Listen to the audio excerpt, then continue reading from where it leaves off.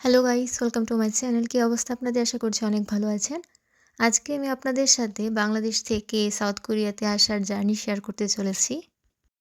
প্রথমেই বলতে চাই জার্নিটা এত সহজ ছিল না, তাও কষ্ট করে হলেও সম্পূর্ণ হয়েছে। তো এগুলো নিয়ে আরেকদিন কথা বলব। তো আজকে যে বিষয়টা নিয়ে আলোচনা করতে চাই সেটা হচ্ছে এয়ারপোর্ট প্রসেস, অর্থাৎ ইমিগ্রেশন প্রসেসটা, যেটা নিয়ে আমি অনেক সাফার হয়েছি, অনেক ভিডিওতে দেখতে চেয়েছি, পাইনি কোথাও। টোটাল ডিটেল কোথাওই পাইনি। এয়ারপোর্ট পৌঁছানোর পর ওইখানে এয়ারপোর্ট সংস্থার অনেক ভাইয়ারা থাকে যারা আপনাকে হেল্প করবে ইমিগ্রেশন পর্যন্ত পৌঁছানোর জন্য। তো বোর্ডিং পর্যন্ত ওরা আপনার সাথে থাকবে। বোর্ডিং হওয়ার পর আপনাকে ইমিগ্রেশনে ঢুকতে হবে, তখন আর ওরা থাকবে না সাথে। ইমিগ্রেশনে ঢোকার পর অবশ্যই আপনাকে আপনার ডকুমেন্টগুলো, যেগুলো হচ্ছে পাসপোর্ট, ভিসা, তারপর হচ্ছে যদি আপনি ডিপেন্ডিং ভিসায় আসতে চান তাহলে তার ভিসা পেপার। আবার ডিপেন্ডিং ভিসায় আসতে গেলে, যেহেতু আমি ডিপেন্ডিং ভিসায় এসেছি, ওইখানে নিকার নাম্বারটা খুবই ইম্পর্ট্যান্ট একটা ডকুমেন্ট হিসেবে ধরা হয়। তো ওই ডকুমেন্টগুলো রাখতে হয়, যদি চায় তাহলে দেখাবেন, না চাইলে তো কিছু করার নেই। দেন আপনি দেখানোর পরে আপনাকে ওয়েটিং জোনে অপেক্ষা করতে হবে। তারপর অ্যানাউন্স করার পর আপনাকে প্লেনে উঠতে হবে, এবং প্লেনে ওঠার পর যে নির্দেশনাবলীগুলো দিবে সেগুলো অনুযায়ী আপনাকে সিট বেল্ট বাঁধতে হবে।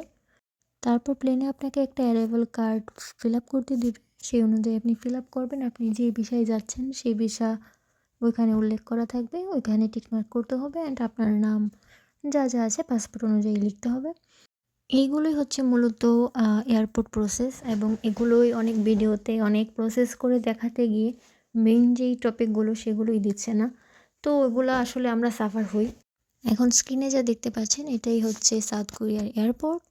বিশাল বড় এয়ারপোর্ট, অনেক সুন্দর এবং অনেক গোছানো, অনেক পরিপাটি।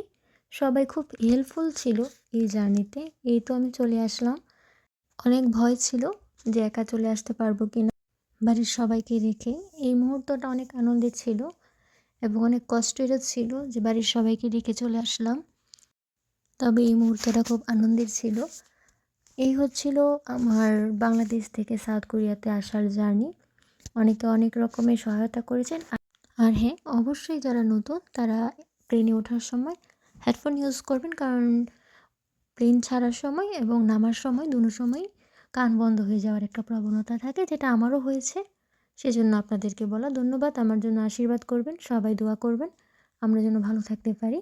এই বলে আপনাদের কাছ থেকে বিদায় নিচ্ছি, এবং পরবর্তী ব্লগ নিয়ে আসছি খুব জলদি। পাশে থাকবেন, সঙ্গে থাকবেন। ধন্যবাদ।